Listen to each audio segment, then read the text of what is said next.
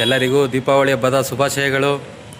ದೀಪಾವಳಿ ಎಂಬ ಪದದ ಅರ್ಥ ನೋಡಿ ಸ್ನೇಹಿತರೆ, ದೀಪದ ಸಾಲುಗಳು ಅಂತ ಅರ್ಥ.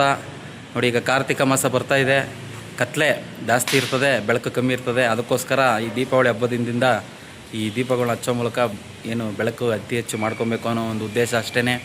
ನೋಡಿ, ಈ ಬಲಿ ಪಾಂಡಮಿ ಮತ್ತು ಈ ನರಕ ಚತುರ್ಥಿ ಅಂದರೆ ನಮ್ಮೊಳಗಿರುವಂತಹ ಅಹಂಕಾರ, ಕೋಪ ಮತ್ತು ದುರಾಸೆ ಇದೆ. ಈ ಬಲಿ ಮತ್ತು ಈ ನರಕಾಸುರ ಅಂತಂದರೆ ನಮ್ಮೊಳಗಿರೋದೆ, ಬೇರೆ ಇನ್ನೇನಲ್ಲ.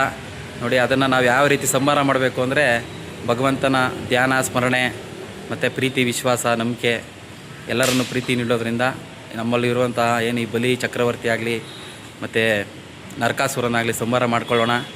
ಭಗವಂತ ನಮಗೆ ಎಲ್ಲರಿಗೂ ಆರೋಗ್ಯ, ಐಶ್ವರ್ಯ ಕೊಟ್ಟು ಕಾಪಾಡಲಿ ಅಂತ ಭಗವಂತನಲ್ಲಿ ಬೇಡ್ಕೊಳ್ತಾ, ಎಲ್ಲರಿಗೂ ಒಳ್ಳೆಯದಾಗಲಿ. ಓಂ ನಮಃ ಶಿವಾಯ, ಶಿವಾಯ ನಮಃ. ಆತ್ಮ ನಮಸ್ಕಾರ.